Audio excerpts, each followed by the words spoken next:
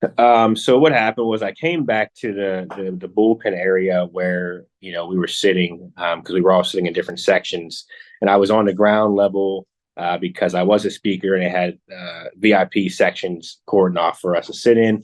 I come back, I go to sit down, take my jacket off, and we hear a succession of what seemed to be fireworks at first. And I'll tell you, you know how fast firecrackers go off. So by the time I hit the second firecracker, I realized that it was a gunshot and not a firecracker. So I got up, I yelled for people to get down. Everyone started to get down. Everyone's panicking about what's going on because you're like, hey, we're at a rally. We do think, there'll be some protests, but we don't think anything's going to happen that's egregious and life threatening.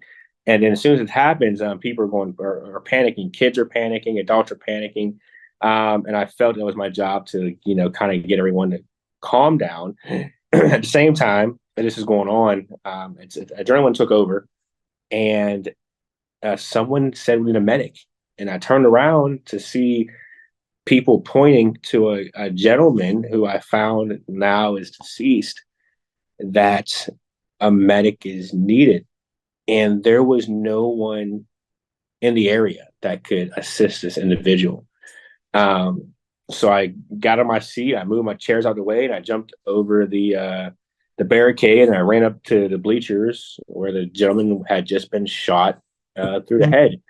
And I do want to say that I truly pray for the family that this happened to, because I know right now this is a catastrophic situation. Yes, I dealt with it and I can compartmentalize it and deal with it moving forward. But this is a family who came together and now is leaving separate.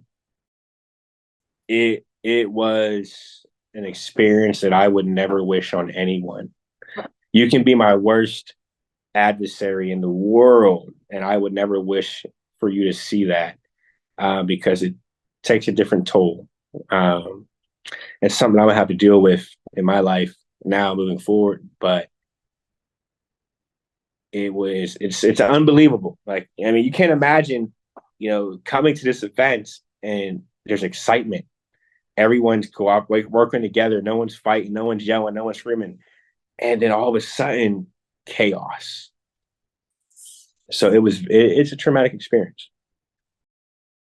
Everybody was just standing up, listening to his speech. Maybe, excuse me, maybe it was 10 to 12 minutes into his speech.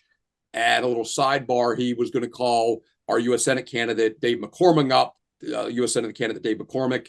The president was like just bashing on Bob Casey, this, that, and so forth.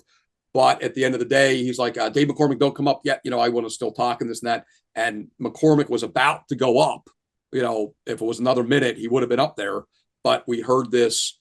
And then, like I said, maybe 10, 12 minutes into the speech, we heard this pop, pop, pop, like little snaps, like we talked earlier, that we're thinking, how did people get fireworks in here or firecrackers? Because when you're going through Secret Service detail and security, you're not allowed to bring anything in like that. And it was pop, pop. I heard 6 to 8 shots. And there were some other people who had some military backgrounds, like, get down, get down. Those are shots. And we all hit the deck.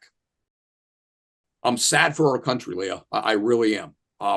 This isn't Democrat or Republican. We can have good civil discourse as Americans. It's not left or right. Somebody tried to assassinate the former president of the United States and the Republican nominee. That's wrong. It's evil. It's pure evil.